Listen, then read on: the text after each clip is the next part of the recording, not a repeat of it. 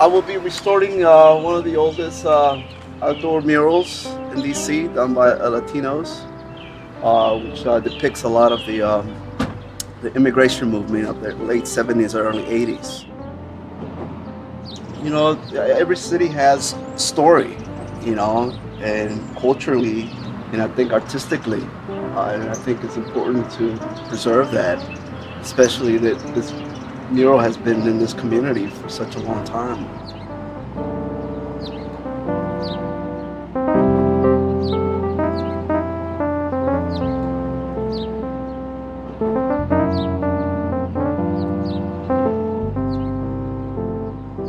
When people flocked to Adams Morgan, they were fleeing oppressive governments in Latin America and came to this part of Washington, and they were coming from different countries. They built a new community.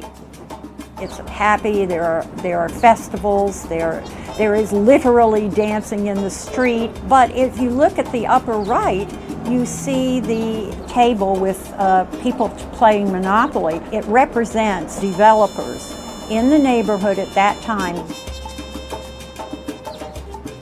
It's an extremely, extremely important mural.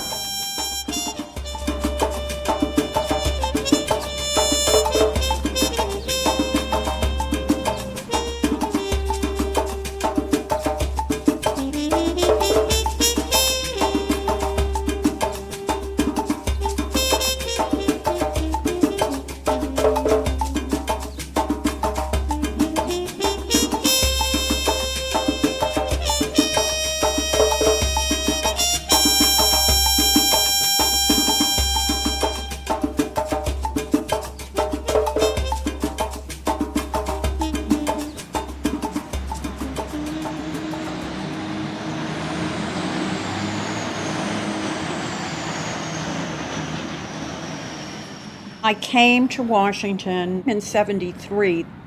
I took one look at it and I knew it was for me. The first place I stayed, it was a friend's room in the Male Gay Liberation House. I remember being completely entranced with DuPont Circle. It was the hub of the counterculture. It was, for me, the Mecca. It was a Mecca. Through the grace of God, I was able to go back to graduate school at George Washington University and complete my doctorate in American Studies. Part of my doctoral program was researching the arts projects of WPA. They were mainly inside murals, but I had all this time been walking around DC and looking as these murals went up and saying to myself, well, who did these? And what do they really mean?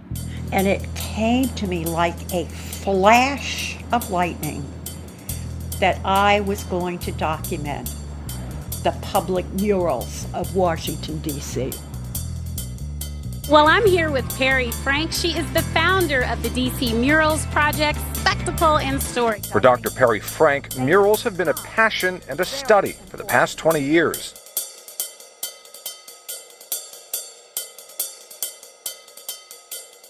Each mural tells a story, and each mural has a story.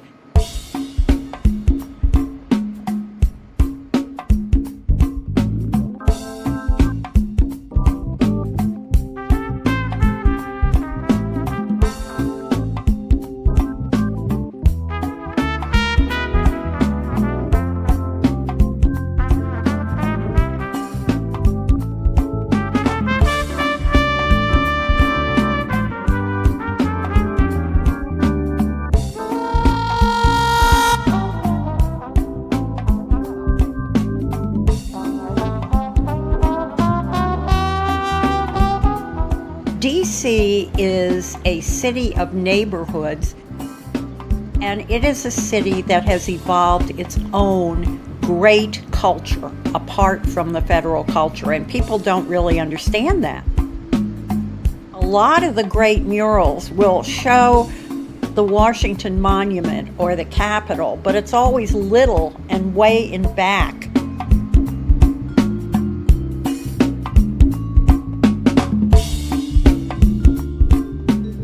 It's in the background of the life that's lived here.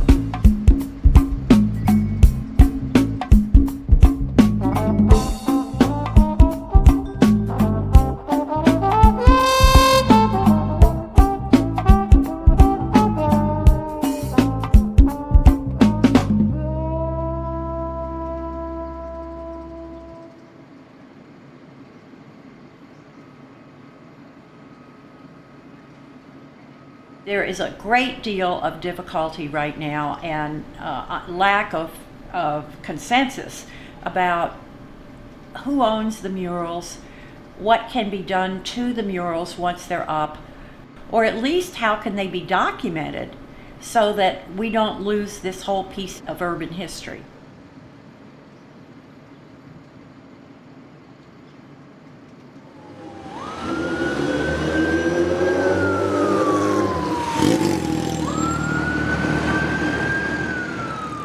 Gentrification is a buzzword in Washington, D.C. Neighborhoods across the district have developed amazingly quickly, and longtime residents and business owners are being pushed out by new construction and high rent. But there's a victim you might not be aware of: the city's public murals.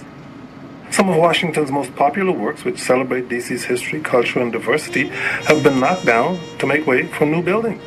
The murals we've lost incorporated aspects of the city's past, kind of like a history lesson for anyone who walks by.